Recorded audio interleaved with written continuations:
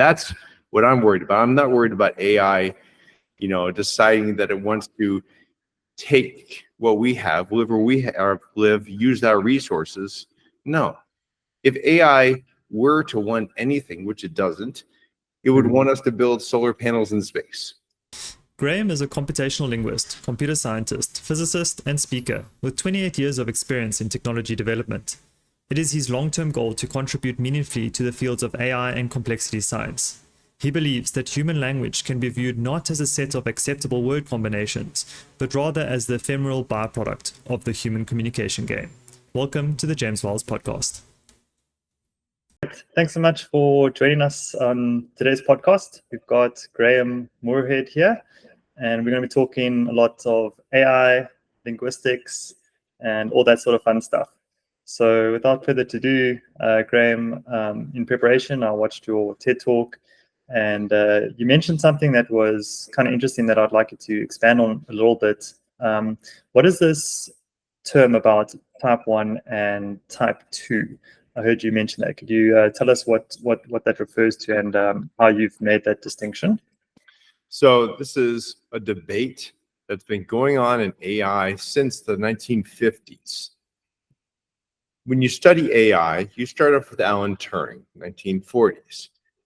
But in the 1950s and 60s, you had Marvin Minsky on one side saying we need symbolics and logic, and Frank Rosenblatt and others. Frank Rosenblatt made the first neural network, but them saying that we need connectionism. So let's say connectionism, that's actually type 1. That's what some of us call it now. The idea is don't worry about the details. Just create a whole bunch, like millions or even billions of tiny little programs. Each one of them will act like a brain cell. And you just put enough brain cells together and intelligence emerges, right? That's an emergent phenomena based on like small amounts of connections causing like a complex dynamic. That is type 1, also known as connectionism. When intelligence does emerge, it's a black box. We didn't design it, so we don't know what it's doing. What's wonderful about it is you don't have to design every little tweet. It designs itself. So it's kind of wonderful. But when it gets the wrong answer, or when it gets the right answer for the wrong reasons, you don't know. Not really. Type 2 is symbolics and logic. This is where when it does something, you can ask it why, and there really is a why. And when it explains why, you can understand that. Maybe you can see it in code, or see it in rules, or see it in some other way. When Gary Marcus came before Congress, he was one of 3 people asked to talk about AI safety.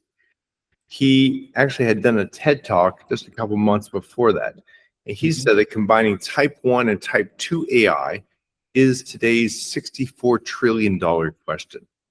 It's something many of us want to do, and we're trying to do. It's not easy.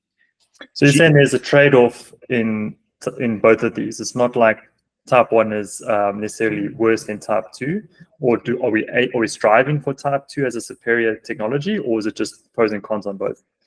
It's a debate. Remember, it's been going on since the 50s. So there were some early days, when people thought type 1 was going to win, and then they went to type 2 and then type 1, and we've gone back and forth. And there was a moment that happened in 2012, the ImageNet moment. Before that, type 2 was the way. Now, obviously, these are broad umbrellas, and I'm painting with a very broad brush right here. But largely speaking, before 2012, type 2 was more popular. But remember, the pro is that you know why it does what it does, and you can explain it. And when it says it does something for this reason, you can be sure.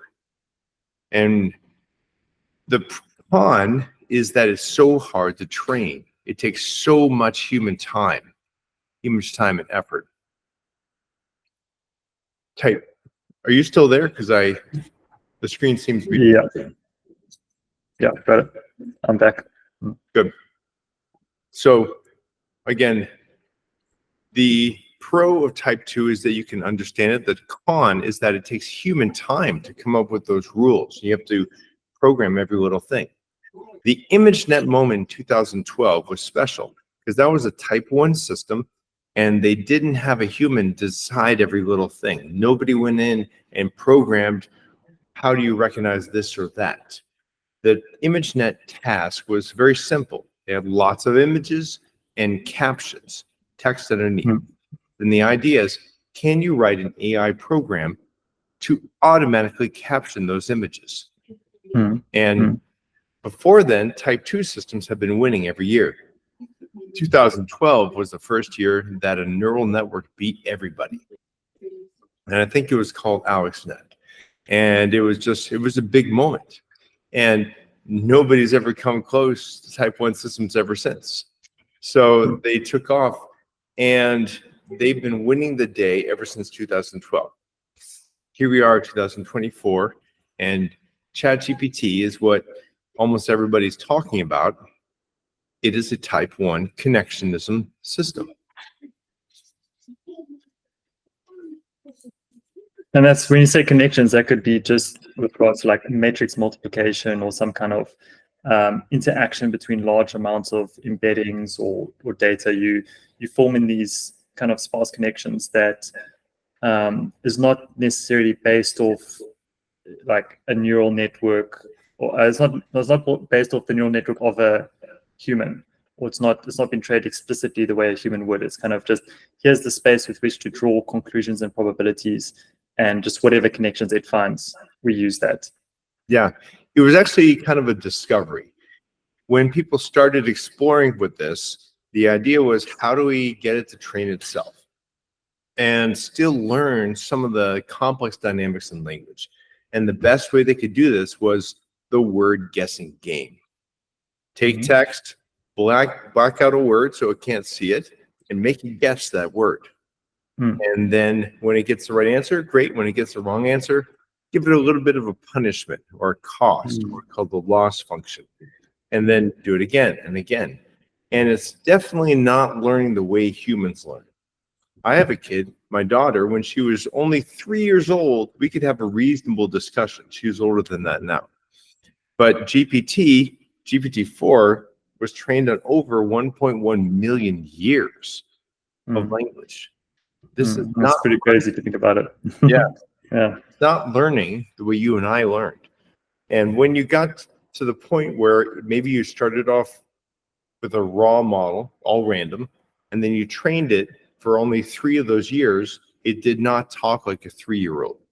When you get to 100 years old, it's still not even talking like a 3-year-old. It's really gibberish at first. And after, a long time, like maybe 100,000 years of training, then it starts to sound like a reasonable person. Then it gets better. That's interesting. So where would you place the top models right now in terms of different types of ability as related to the age of a human? So some people say ChatGPT-4 is kind of like an 8 to 11-year-old child in terms of cognition, but yet it can say things that the leading experts in any kind of industry would be able to tell you, but it's as if they were in a rush and they didn't really have time to answer you properly. So what's kind of the best analogies you found to explain where we are right now with that? So some people early on called it a stochastic parrot. And I think that analogy still holds. A parrot can repeat things without understanding them. GPT, same thing. And it can mash them up. And doing mashups, really, knowledge mashups, word mashups. And it operates just in the space of words, not in the space of ideas. Is that also a debate? Ilya, for example, is saying that what ChatGPT is really learning is about the world just through through human language. So through that narrow slither of training on words endlessly, it's figuring out something about the real world. Is that debatable? Do you think that there's different views you could take on that? There is. I only take one view, but I've been in those debates. And the other side of the debate, looks at things like there was a paper done where someone took a GPT, a version of it, and trained it on moves for the game Othello. Othello is a simple board game that kids play. And the scientists chose this scenario because they could generate games that were consistent with the board and the gameplay. They did not tell GPT that they were playing this game. They just gave it examples to learn from. All it did was learn for, all day long for a virtual 1,000 years or whatever, just moves in and out, moves for Othello. Then what they did was they looked inside the model. They looked around in all the different matrices. Is it possible that there's an Othello board in there? And they did find one. At least that's what they report. They report somewhere in there finding what they would call a board state, a model of the Othello world, if you will.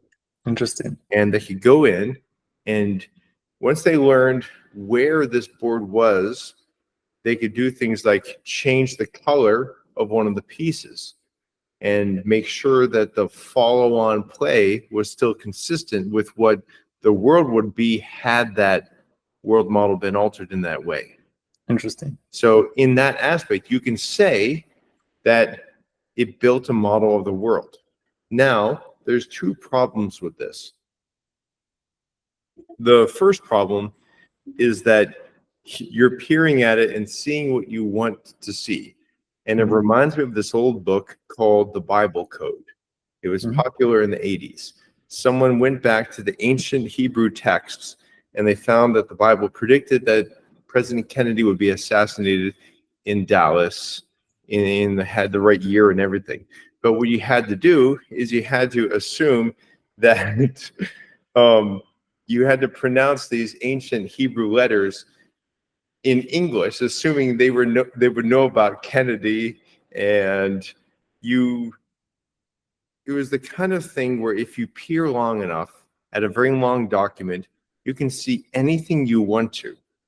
Somewhere in there will be a confluence of sounds, and in this case, there's no vowels in ancient Hebrew, so it was just consonants, and you can read into it anything you want.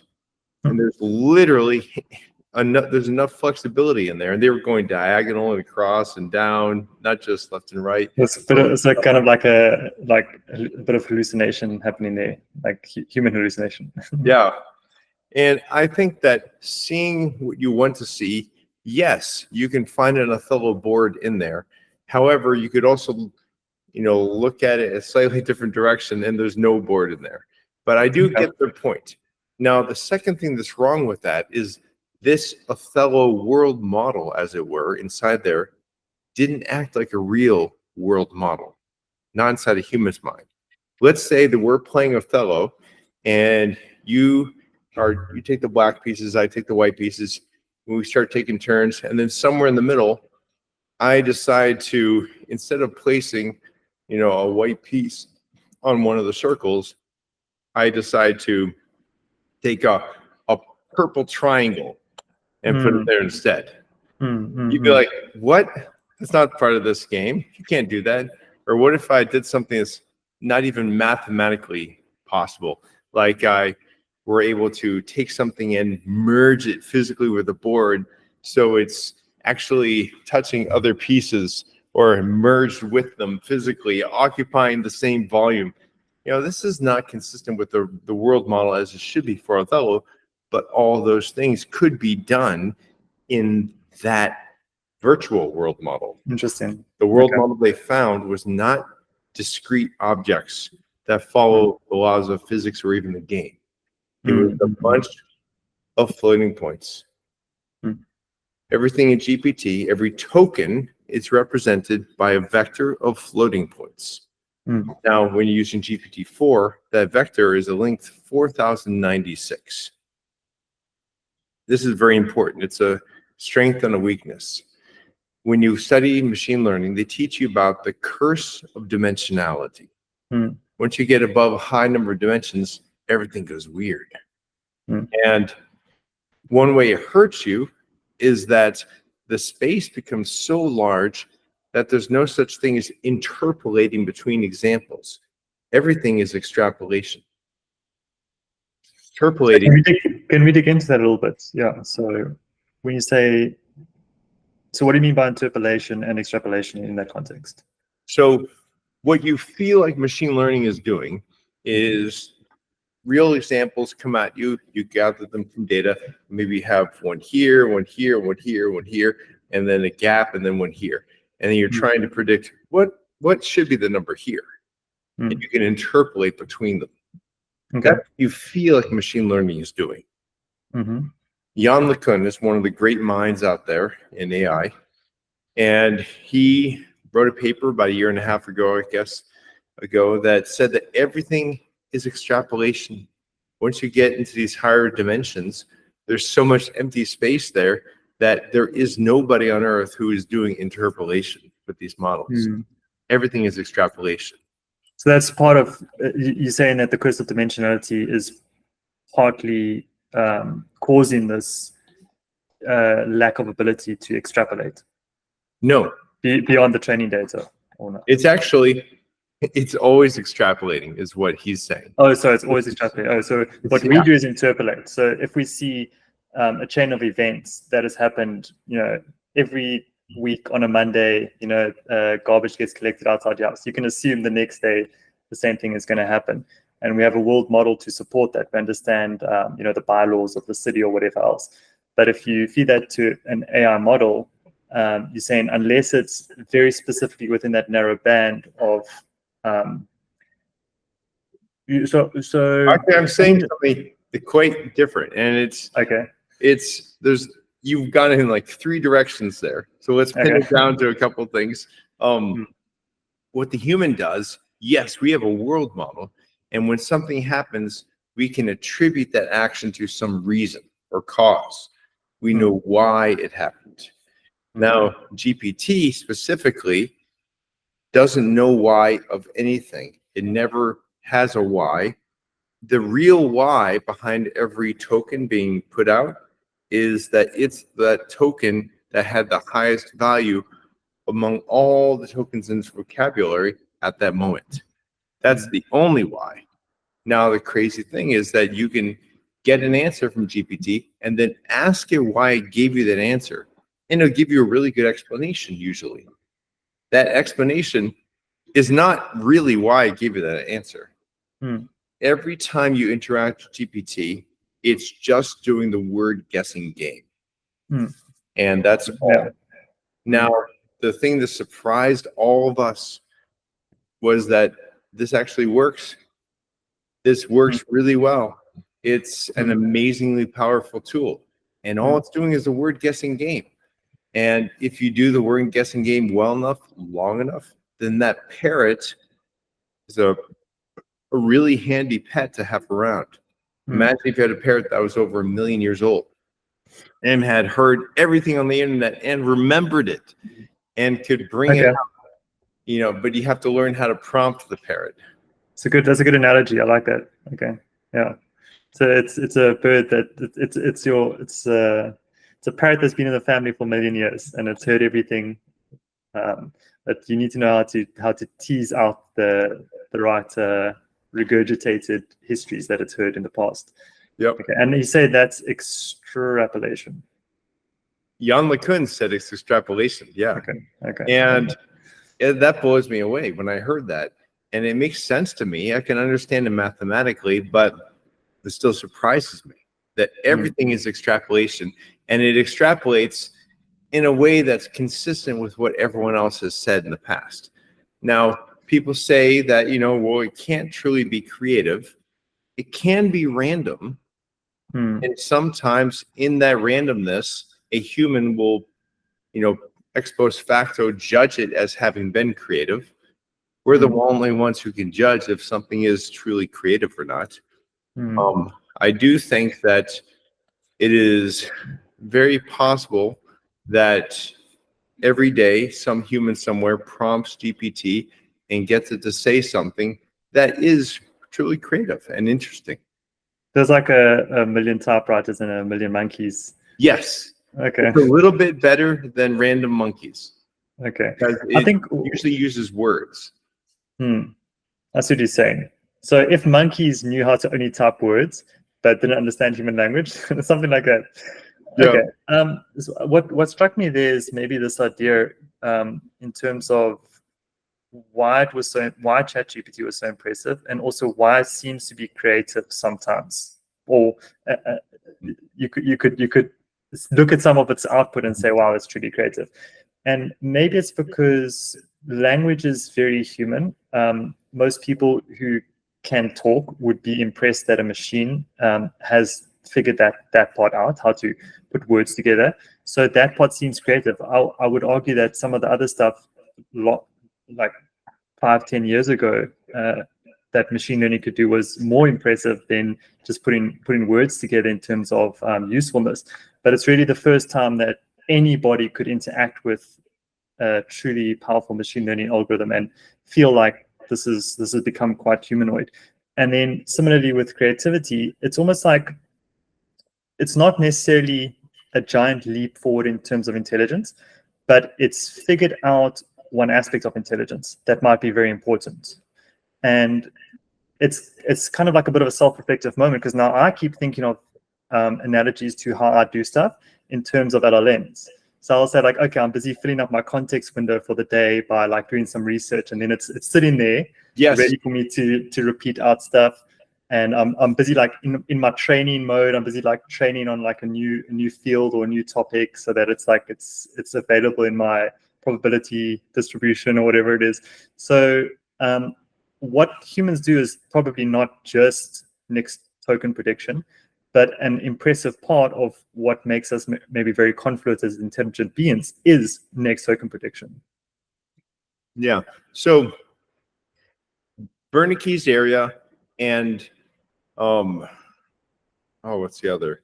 Anyway, Wernicke's area helps us understand speech, understand what language means. And then we have another one that works on generation. Let me just look it up real quick. Wernicke's. Broca's area is the other one. So Broca's is involved with text generation. And they're both over here on the left, usually, for most people. Some people will have a stroke that will mess with Wernicke's area, and they will get what we call Wernicke's aphasia. Now, this is very strange because that means they can no longer understand the written or the spoken word, but they can still speak. Interesting. So they can generate. Yeah, they can still do text generation without text understanding. And there are I've seen some conversations that therapists have posted with people who suffer from this. And it's very interesting and odd in a weird way. Like, you talk to them, and if you didn't speak English, you would think they're having a fine conversation. Successful conversation, nothing's wrong. But if you know English, you hear something like, "So, Jim, what did you do today?" "Oh, it was great. Them and the other things, I tied my shoe, and then we watched the movie. They're so nice, aren't they?" And just jumped around. And in any context window, depending on how much of a sufferer they are, they'll have a longer cogent context window. Interesting. Very interesting. I think the other analogy there is in terms of creativity is like some aspect of creativity is potentially randomness or novelty, which is that stochastic process, but it's not everything to do with creativity. So that's kind of like where there's these impressive elements that we've just fine-tuned this machine learning algorithms to actually impress us ourselves. I wanted to jump quickly to some of your personal motivations to this field. You've been doing this kind of stuff for quite a while now. What initially got you into it, and why are you all in on understanding these things and being involved in this industry? So I studied physics originally because I wanted to understand the universe. I don't know, build a time machine, all that stuff. By the time I was almost done studying physics, I knew that time machine was off the table, not possible as far as I can tell. yet. Then I took an AI course in my last semester. This was at Boston University in 1995, and I was hooked. I had always thought AI was the stuff of science fiction, and I'd grown up watching 2001: A Space Odyssey, the HAL 9000, and other things as well. But I was fascinated by this topic, and I thought, okay, I'm going to do this instead of physics. This is great. And I did graduate. I finished my physics degree, but then I just started looking for an AI job.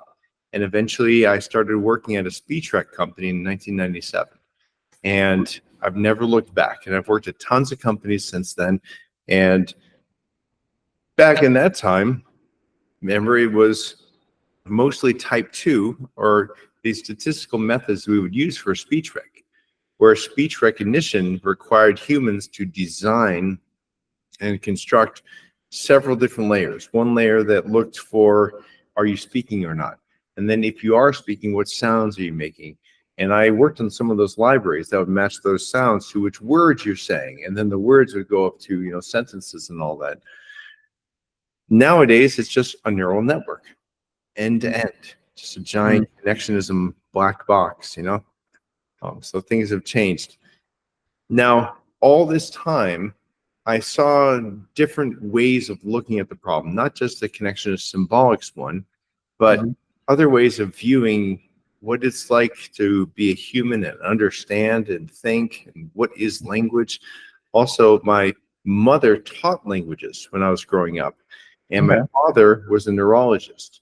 So language in the brain was always on my mind, it was always, yeah. And I've been fascinated by, why do we take these ideas in our head that are they are high dimensional, and they're very complicated, they're very interconnected, and then we speak them out through our mouths one word at a time. It has to become a sequence because we only have one mouth. What about body language, tonality? Yeah. Look in someone's eyes at the same time as what they're saying. Yeah, we do all that. And if you're autistic, it's very hard to keep up, because most people know we're giving off all kinds of other signals at the same time. And there's a line in the movie The Imitation Game about Alan Turing, when he says, when someone describes him what a code is, when you can write a message, but you mean something else. He's like, how's that different from just talking? Everybody around me says one thing but means another, and I don't know what they mean. I thought that was that's so true. Quite hilarious. And I imagine that the whole body language thing becomes even more important in sign language, although I don't speak sign language. I find it very beautiful.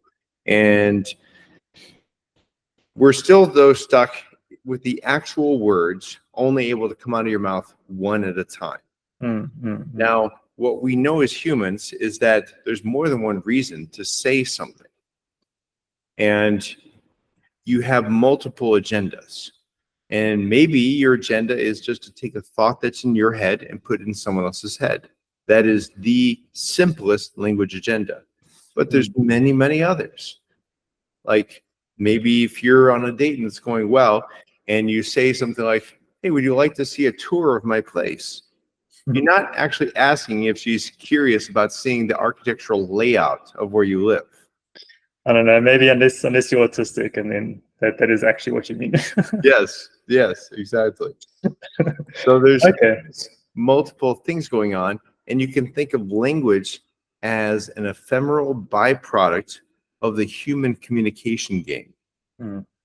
Okay, I've heard you mention that a few times. Can you talk to that, and specifically the phrasing there as a game? Is this like from game theory, or just in terms of like, from game theory? Yes. And it's definitely an open-ended game. The language game, or human communication game, involves all forms of communication. There's the form of language, there's body language, there's emotions, there's just where you are, how you're acting, what's going on around you, the context that you're both in. your sets of memories. Now, you can think of language as a set of memories that a large population has. And we've all agreed more or less on what words mean. Now, we don't really agree, but we mostly agree on what words mean. And I can take a word like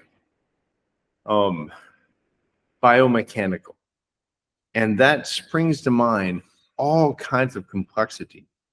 You might think of, heart. The heart is a pump. You might think of genetics. You might think of all kinds of stuff. There's even deeper origins in terms of if you track down the Latin origins and the etymology of some of these words, they could have even changed over time. But there's this very fascinating history behind like the original origins of some of these things that could even inform modern ways of how it's used. Yeah? It's like a compression scheme where I can compress a whole lot of knowledge into one or a few words. And as a speaking population, we have this ability. But also imagine two friends who have been through a lot together. And then they're in a situation that, is similar to some other bad situation they've been through. And maybe they could just glance at each other and say, like last time, yeah. And in that, really short phrase, they've communicated so much. They've communicated, remember what we did? Yes, I remember. We're going to do that same thing we did last time to handle this. Yes, we are. Let's do it. And they've coordinated their future efforts with saying so little. And that's what I mean by the human communication game. That people in a speaker group have a base level of ciphers, things they can use to communicate huge amounts of information very rapidly. And people who know each other well can do this more and more efficiently over time. The more of a relationship and memory they build up together. I'm trying to find the analogy in terms of how neural networks or just machine learning is trained and how data is encoded. So would these symbols be something like embeddings in an embedding space, or is it something more compressed than that? Is it some kind of artifact that it's like a sparse array or something like that? Like how what would be the analogy, or are you saying that that's more like a type 2 thing, which we haven't quite figured out yet? I think we have type 1 and 2 going on. I think when you hear something and understand it, Wernicke's area is taking those sound waves in, turning into words. It's very much type 1 system.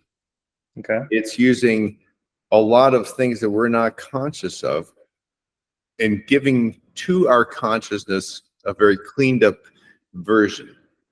When I hear you say words, I never have to think about the words that were similar to those. Interesting. I very quickly, I get discrete words from you. Okay. So it will take the sound waves going through the air, which are very much floating points and continuous and more like the realm of type 1. And there's a bunch of neurons in there. They're all connected, connectionist model, remember? And they are doing a type 1 type model function. But then what they give me, what the output, is discrete words. And if you think about what goes on in the middle of GPT, it's a bunch of those, vectors in the embedding space, and it's churning through a bunch of these fuzzy vectors. But when it outputs, it always outputs a sequence of tokens. Every token is a discrete token chosen from a vocabulary of about 50,000. So it gives you discrete tokens. Just like when I hear you talk, I hear the discrete words that you say. Unless you were, then I wouldn't know what to do with that, right? If you mumble, then I can't, that part of my brain fails to give me those discrete tokens. But usually I hear those discrete tokens. Then in my inner thoughts, I only operate in the world of discrete tokens. Now, sometimes a discrete token can have a double meaning, and then I have to think. And if, especially synonyms that are close in how they might be used, then it's then you have to do a little more work. And the way you do that work is you take both versions and you discretely analyze them. Do they fit in the situation? And one of my favorite sentences is from an old Groucho Marx film. You know which one I'm talking about? It was in the movie Animal Crackers. He was talking about a trip to Africa. He said, one morning I woke up in my pajamas and I shot an elephant. No, he said this. He said, one morning I woke up and I shot an elephant in my pajamas. How he got in my pajamas, I don't know. So I shot an elephant in my pajamas. It has two discrete ways to understand it. That's a double entendre. In our brain, we're handling it as two discrete versions. Now, that same sentence in GPT will be those vectors, right? Just one fuzzy continuous field vector of length 4096 for each word. And it can say lots of interesting things about this phrase. It will probably tell you who said it, why it's funny, things like that. But it doesn't have a real sense of humor. It's not going to laugh internally. It's not going to even know that those are two discrete understandings. It may say that it knows they're two discrete understandings, but for it, the way it operates internally and what it says are totally different. That brings to mind an interesting statement in terms of what somebody says and what somebody actually does. You need to be careful of people that just talk very well and then don't deliver. So it's kind of like that. It's like ChatGPT is like an incredible talker. And it can delegate, for example, if you put functions into the text that identify certain moments, it can like do a search, call a vector DB, whatever. But it's just saying things. And one of the concepts in terms of where we go from here with AI progress is embodiment, and potentially how important that may be for artificial intelligence as a function. Maybe it'll be nice to have your view on that, to see how important that potentially is. And if you think it's a good idea or not, maybe. Well, whether it's a good idea or not is another question. We'll get to that in a minute. Well, let's just talk about embodiment. When I talk about embodiment, when I think about it, it doesn't have to be a human body. It can just be something that lets an AI interact freely with the world. Okay. Meaning it can do something, see the world change because of what it did, perceive that change, and then learn what its actions can do to the world. So is it not enough for it to do that in the digital world? I think it would be enough. I think that would be a very interesting experiment, to have digital embodiment. And we already kind of have that, and people are trying to do things where the AI can do something, get the results, and do some next step and next step and next step. Devin was one of those experiments. Someone decided to have basically an LLM that could code and test, repeat, and do it again. But it's not learning from that process, though, right? It could. They could use that as a self-reinforcement thing. As a self-reinforcement thing. However, the problem there is that if it does badly, then it's going to learn to do things badly. It needs to have a meta in the loop at some point. Right? Yeah, or a meta heuristic. Okay. Some other thing broader than the small task that tells it you're doing right or you're doing wrong. That's a very good point. The way I see it, sorry to interrupt. The way I see it is that meta heuristic for us is like survival. So AIs that are doing self-reinforcement learning in the digital world, unless there's some risk to its continued pattern of existence, it's not going to ultimately learn the most important things that are important to us as well. Now, before survival, there's many other levels. Think about what keeps you going throughout the day. Like what little drive makes you want to do this or that, right? It's not always survival. Sometimes it's lower level things. Maybe it's just a little bit of dopamine. And it's sometimes easier to talk about in animals, like dogs. When they're pursuing something, they get a dopamine rush every step they take, pursuing that squirrel or whatever it is. If you have some long-term goal and you make a little bit of progress, you get a little dopamine hit. And that whole mental framework is different in everybody. And looking at the neurodiversity across humanity, you can see that it's like a setting, right? How much are you driven by dopamine and what gives you dopamine? And those settings will make for very different lives. It's hard to understand something unless you can build it. So that's why doing AI teaches us about ourselves. Because when you have to make a program that's going to do its own thing, go in a certain direction, and when it gets to a roadblock or some problem, decide where to go next, making it have some kind of larger understanding or drive. And we can look at humans, man, the dopamine reward pathways as kind of a meta heuristic to give it something analogous as a drive.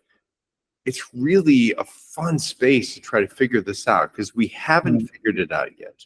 People have a million different ideas. Do you think that the loss function and convolutional neural networks, in terms of penalizing certain pathways when it gets the answer wrong, wasn't that inspired by the equivalent of like some of these neurochemicals that reinforce neural pathways in the human mind?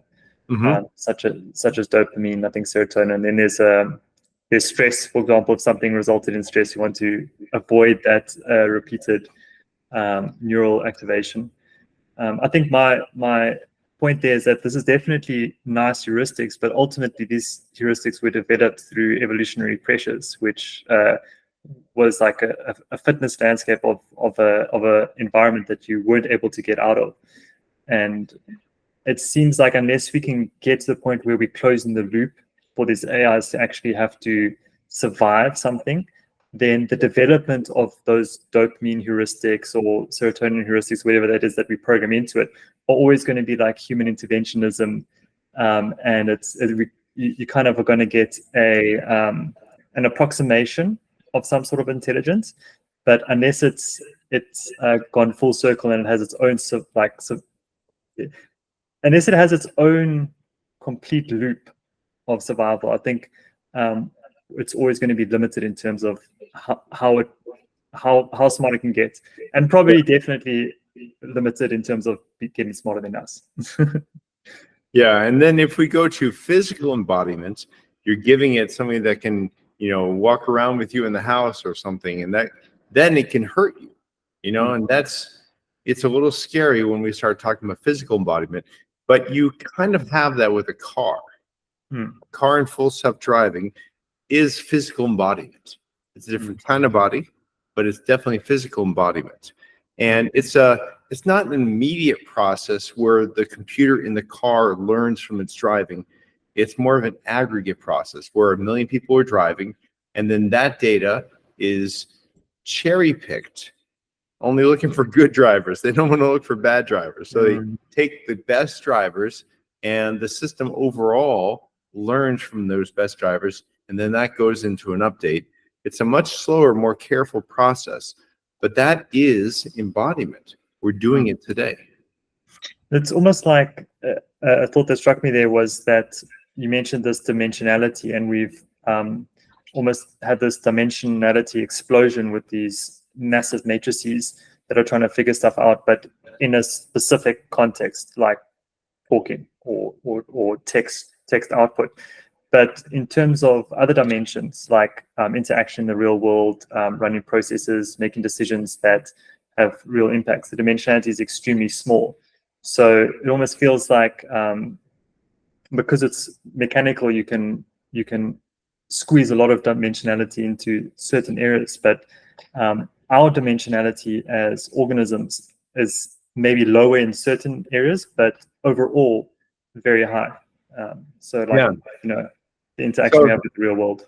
Think about what we're just talking about, how I hear sound waves, and it's a very, in a sense, high dimensional space of all the sounds that could possibly come at me. And my brain turns into just a few words, very low dimensionality. The brain is seeing a lot and turning it into a low dimensional representation of what's out there.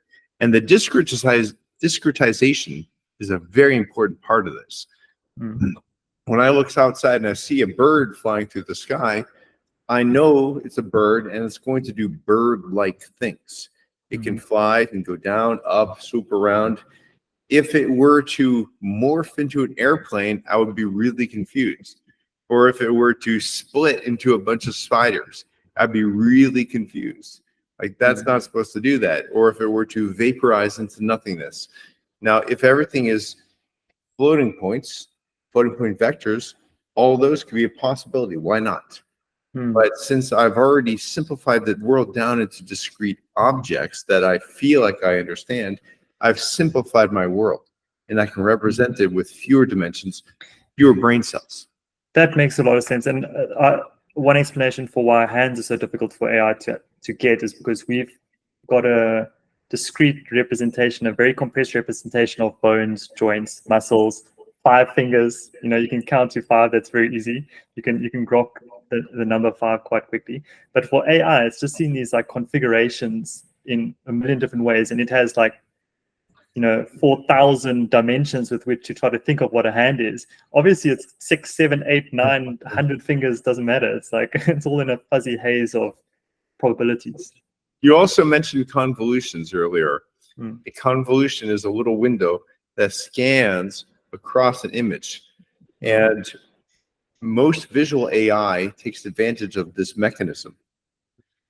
Whenever you see hands generated by AI, a lot of times it was generated by one of these systems that really it's only looking at one little window at a time. And in that window, it's always consistent. Anywhere on that weird hand you look at, if you just look at a little window, it's perfect. So the micro context always 100% correct. Yeah. But the macro context is very off. Yeah. So it's kind of like where it struggles in the real world. The macro context that we have to actually go and interact with things, pick something up, and actually look at it from different angles is something that AI is not able to do in a purely digital world. Yeah, it's also purely 2D. So these models think that the whole world is 2D. But if you expose them to enough images, it generates images that to a human look 3D or look like they're of a 3D world. And they're beautiful. They're awesome. But gosh, those things had to be exposed to more images than the human will ever see in a million lifetimes. That's interesting. Even if you think about time and how things change over time, that's an additional dimension. So it's not just 2D, but it's how things evolve over time. Yep. So that's why things like Sora was kind of a massive breakthrough. What do you think about Sora videos?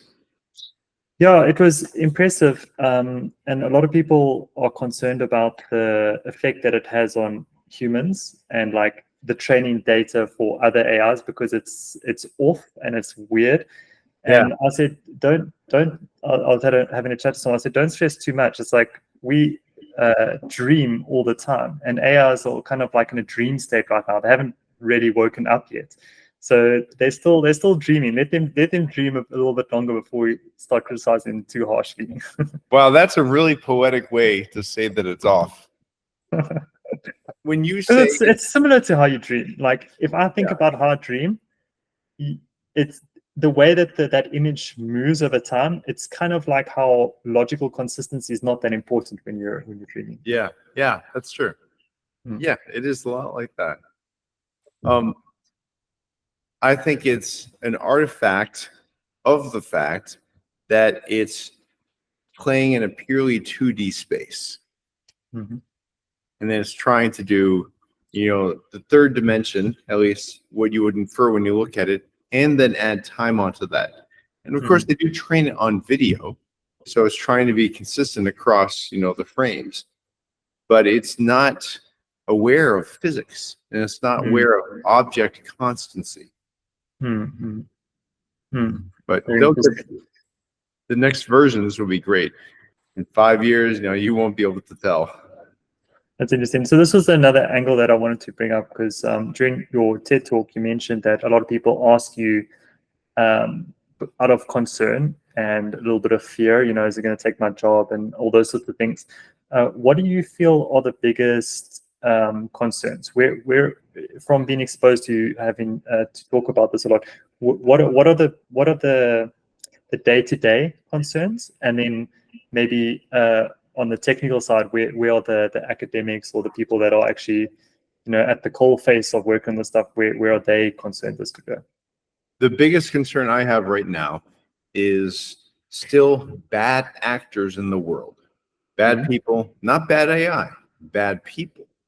And bad people are using AI as, they're trying to get up on this as fast as they can. Turns out to generate text, to get started, you only need 3 lines of code, and you can use a free model to generate text. Now, if you want to do things that are more complex, you might need like 40 or 50 lines of code. This is not only in the purview of state actors. Random bad actors all across the world can be using these things.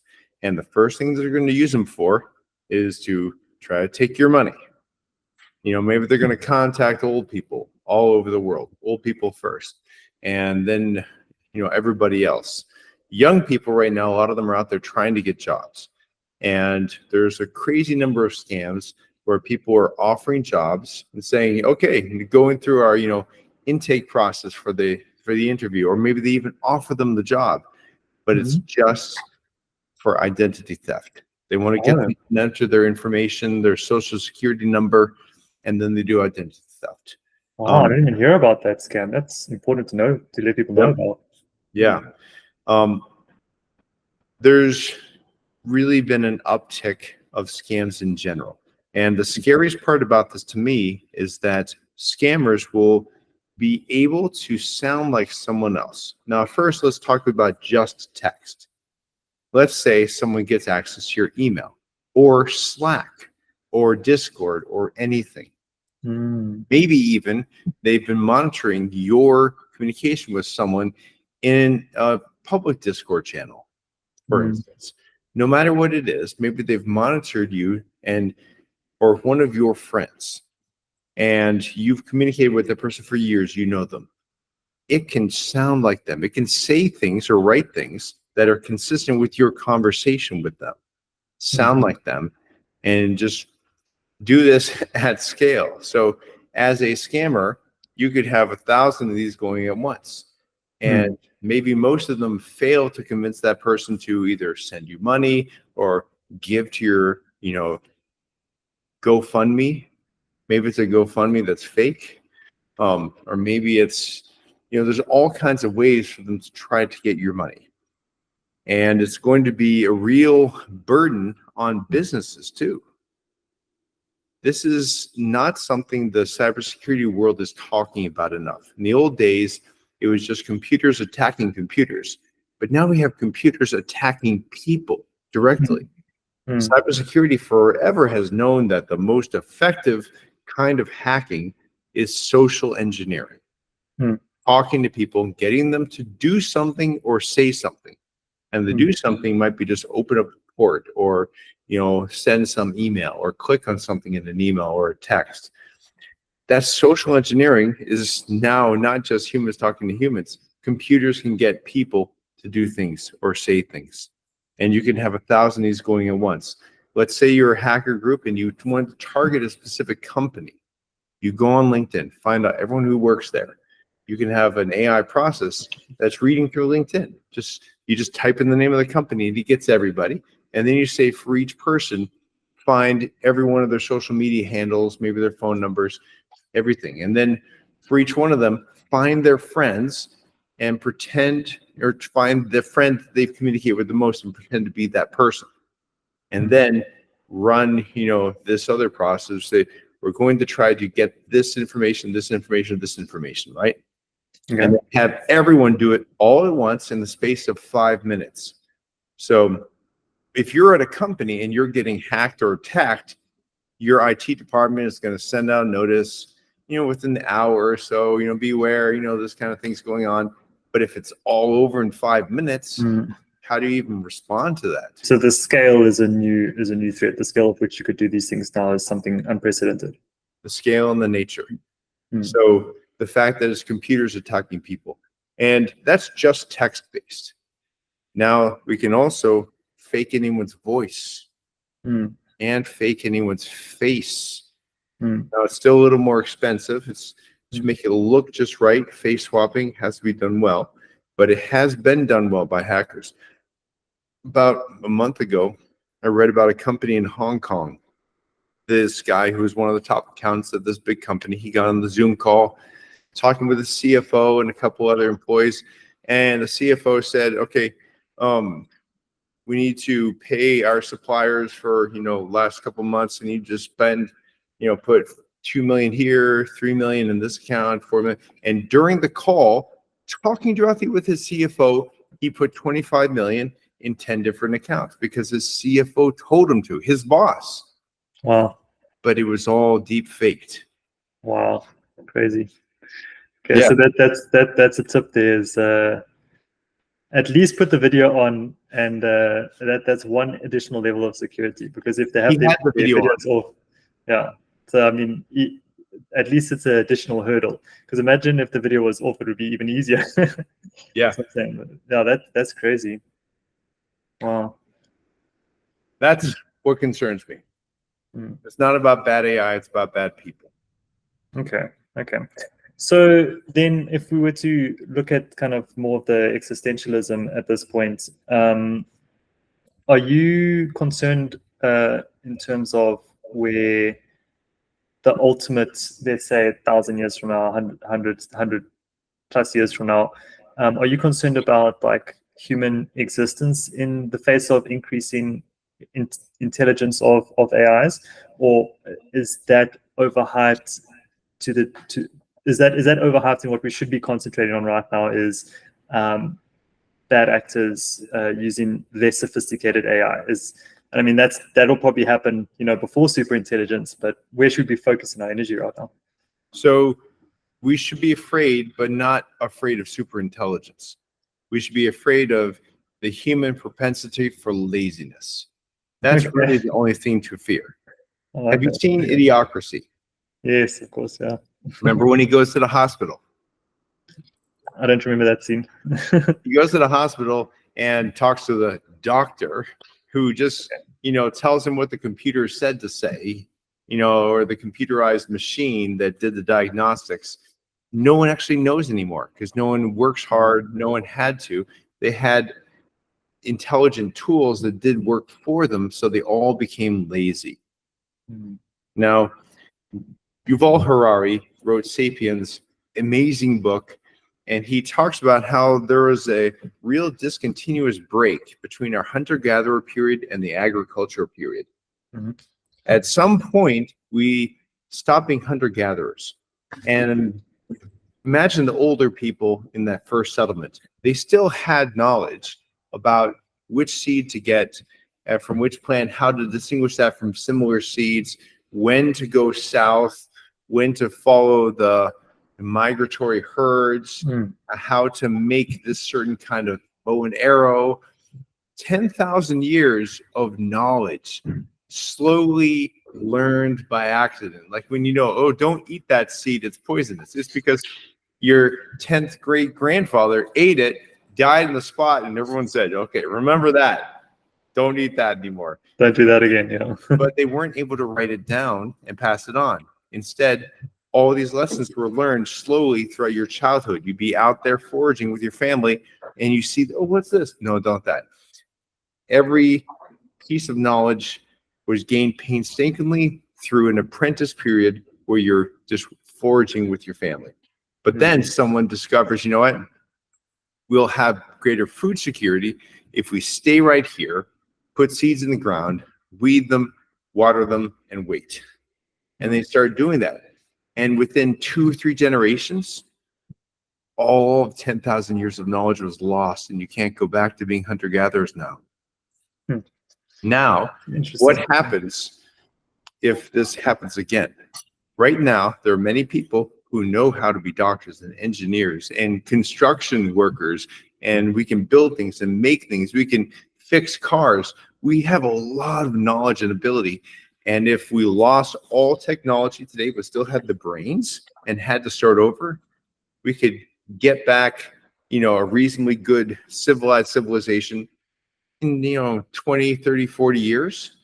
We'd have to make mines again and start from scratch. But if we had all the knowledge, literally all the knowledge, even like how to make iPhones, but we had no tech and had to start over, we could get there pretty fast. We wouldn't have to discover anything new. We just have I see what you're saying. Now, what if we stop learning how to learn?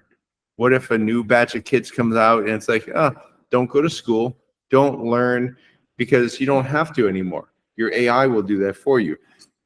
All you got to do is scroll on Instagram. That's all you got to do now in life. Don't worry about farming, because the farm bots will take care of that. And that's the real danger. See, for human laziness.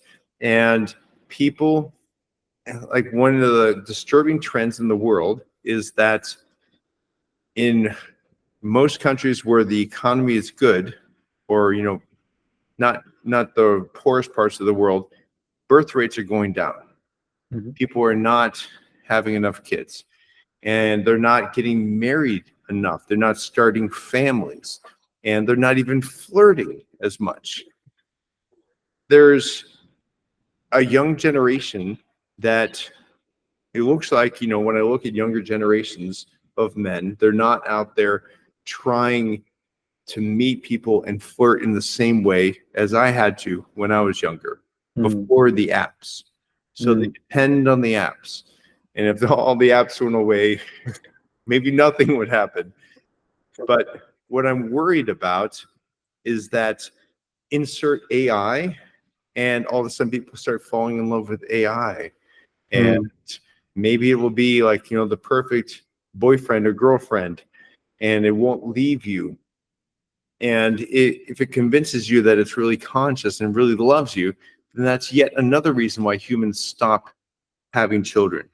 And the only people who are going to inherit the future are people who are able to bring some of the past with them, some of the old ways. People who are like, I'm not going to spend all day on the computer. I'm going to learn things that I'm interested in. I'm going to be able to do something with my hands outside in the garden or in the woods or something.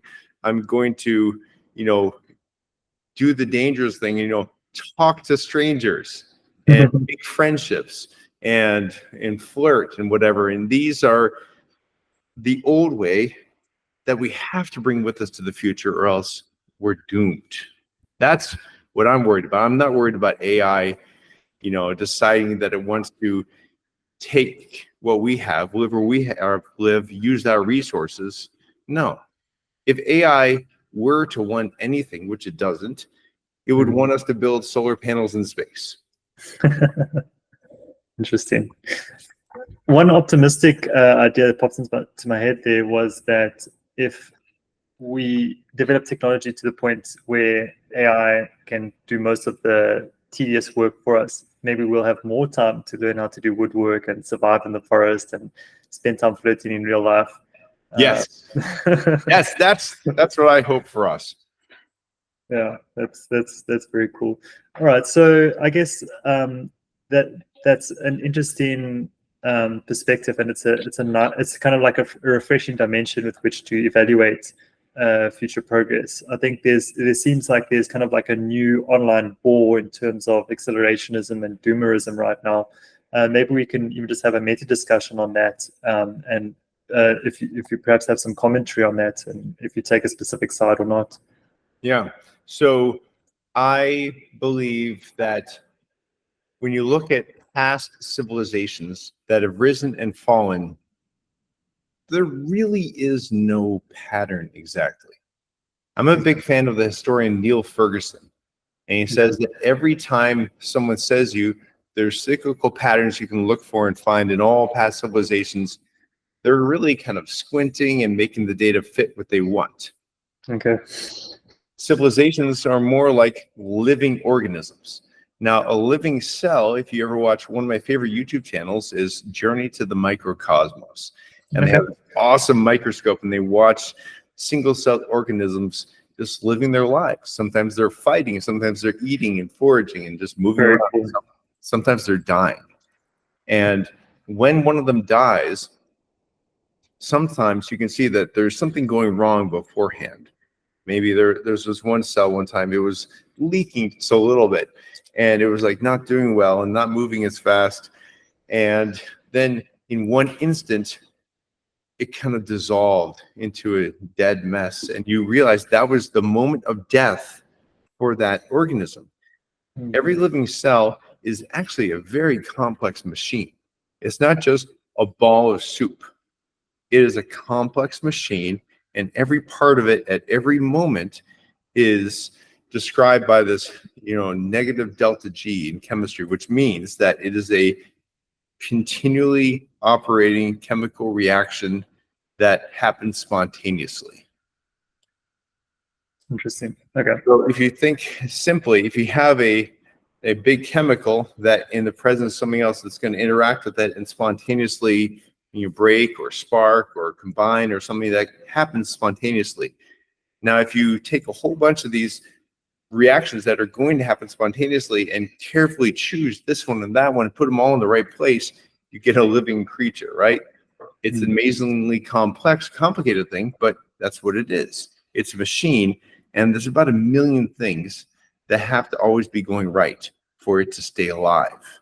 The wonderful thing about living organisms is that whenever something's off, they often have multiple ways to fix it or multiple ways to reach the same objective.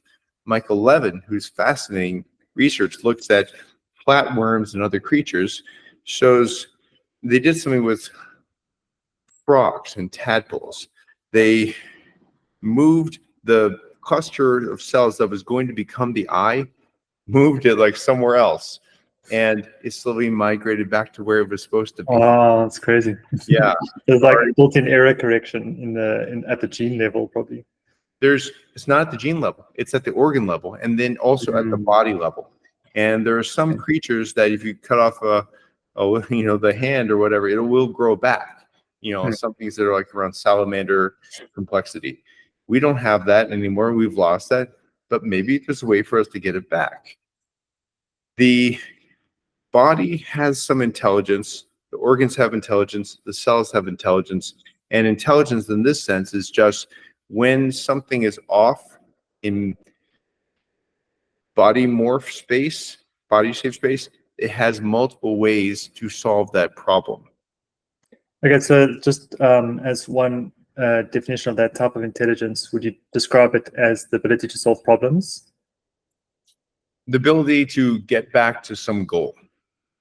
Okay, goal-oriented behavior. Yeah, it seems goal-oriented to us. Like, for instance, the goal of a single cell in the womb is to become an animal of a certain shape. Not that it knows that, but this living structure is going to try to get to that goal. And if you shift it off of that a little bit, it finds its way back unless it's catastrophic. Now, so despite obstacles, the ability to be exposed to entropic obstacles and still overcome that to attain a certain goal. Yeah, there's some robustness there. It's not infinitely robust, but there's some robustness. And I said all this to set up civilizations. Every civilization is like a living organism. It has like 1 million things that have to go right. Now, if something goes wrong, like if you're Emperor Justinian and this horrible plague comes through and wipes out, half the population, that is a huge blow to your civilization. Now, they did find their way through it, and Rome didn't fall at that time. Rome did eventually fall. When you have a living organism, sometimes it can suffer damage from the world. and still find its way back. Other times it's too much. I believe that civilization is ours to win or lose. If we make the right decisions as a people, we can maintain our civilization literally, functionally forever. There are red dwarf stars out there that will last another trillion years. And we could go live near one of them after our sun explodes. So it is possible for our civilization to easily live another trillion years if we so decide. It's like living organisms. It's got all these things that have to go right. And the last couple hundred years, we've done a lot of research into economics and psychology, knowing what it means to have a mentally healthy, reasonably happy middle class. And that's what we need to have. Now, if we don't have a middle class, then you're going to have most of the people unhappy. And that's not great, because we know what it's like to be happy. Now, what if most of the people are upper class? Then wouldn't the majority be happy being upper class, or was that? Well, is that not in upper, that general? if upper is defined relatively as being like 1% or 10%. Okay, so it's purely percentage definitions. In other words, if there's a huge discrepancy, okay, I get it. So middle. So it's not like an LSM.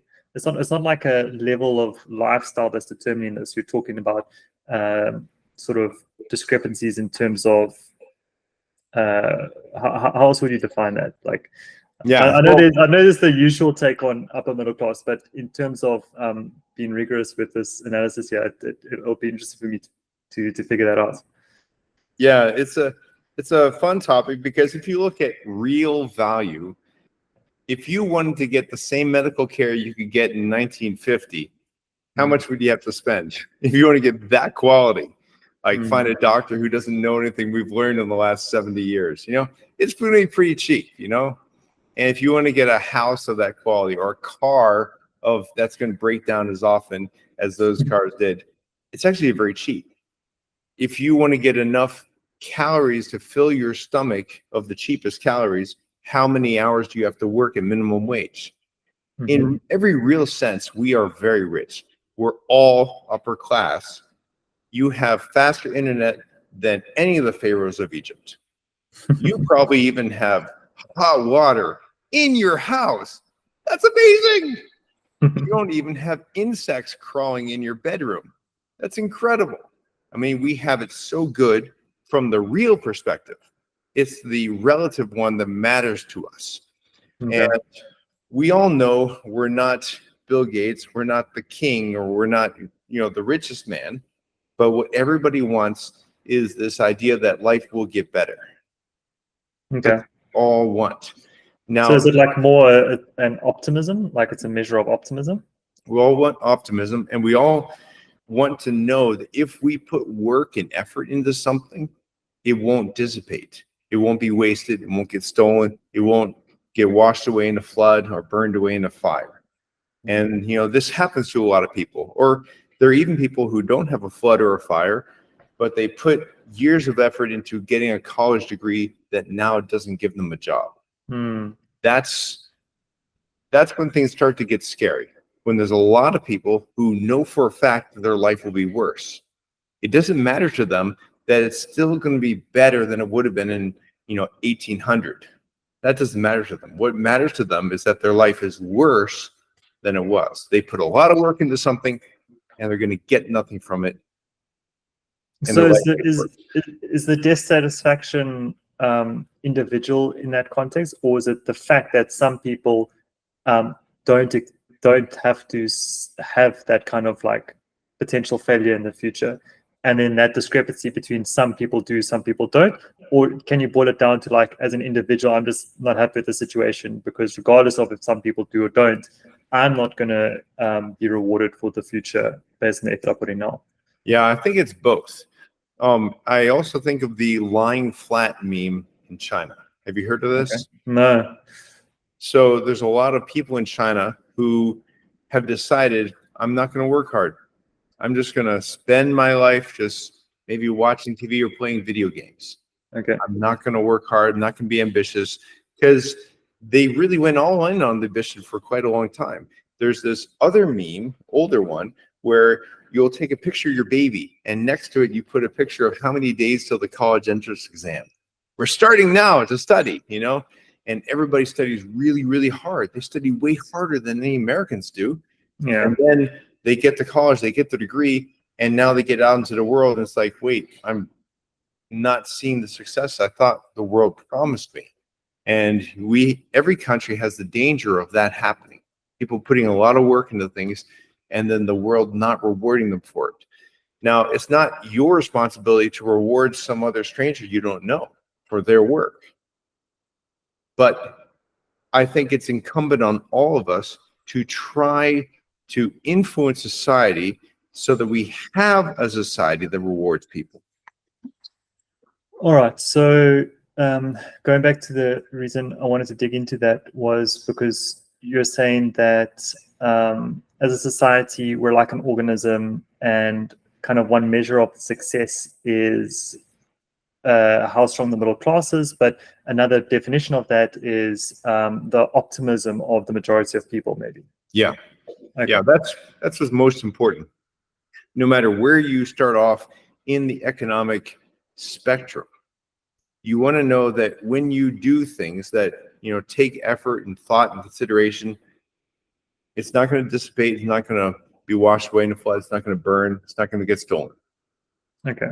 And going back to the EAC versus PDoom, what you're saying is, maybe we haven't got in there yet, but you're painting this picture of, if we think about civilization as an organism, it's up to us, it's incumbent to us to maintain that health of the civilization.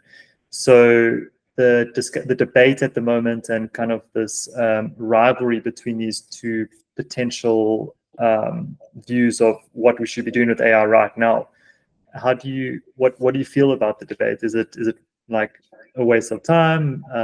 Obviously, regulation is going to be the ultimate goal here, is whether they can force kind of like state level requirements in how this develops, right? Yeah. So there is one person who's very pro regulation in the US. He really wants the US to regulate as much AI as possible. And his name is Xi And Jinping. regulate for slow. Slow. Yeah. Okay. And his name is Xi Jinping. Oh, okay. So it's definitely to his benefit the more we regulate. I see. Now, I do believe that we need some kind of regulation, but we shouldn't slow down. We Okay. should be careful, but we need to actually speed up. Many of the technologies that came out since the 80s have helped free people. The Arab Spring was able to happen because people were able to communicate freely. Now, since then, governments have figured out how to lock down more and how to use tools to control people again. And there are very powerful governments that use their efforts every day to control their people. Russia and China, for instance, both have more effort on controlling their people than their external, intelligence services. So their spies, yeah, they have spies, but they spend more effort trying to control and police their own people. They've developed in China AI that's so powerful that even like 10 years ago, if you jaywalked, by the time you finish crossing the street, it has used facial recognition to figure who you are, your bank account, and debited you the fee. So you've already been fined. Sometimes they even put your face up on the screen. Yeah. That level of control is where a lot of those authoritarian countries want to go. AI is their ticket there, and they're going to use that for that. They already are. Question is, do we want them to be in the lead? And they have said in no certain terms that they want to have their influence be stronger outside their countries. Russia obviously wants to impose its will on Ukraine, and the Ukraine incident that happened in 2022, whatever, was merely the 9th in a series that Russia has been, aggressing on the countries around it. If we don't lead the way, then they will. So what does it look like for us to lead the way? We have to have better AI. Now, what is the regulation that we should have? Well, if we're going to lead the way and we're not going to be subject to the AI, we need to make sure that it's about human flourishing and human emancipation. So our regulations need to be more than just, oh, slow down, don't do that. It should be more like, do this, go this way. Mm-hmm. Interesting. Would you think the correct analogy here is like nuclear weapons? So in other words, like there's no reason for us to build a nuclear bomb, except for the fact that they will if we don't. Or is it slightly different because there is a clear benefit to just our local society to having, or there's potentially, I think that's the risk here, is like some of the arguments that like we shouldn't try to go all in on AI because the existential risk is too high. It is too similar to a nuclear bomb.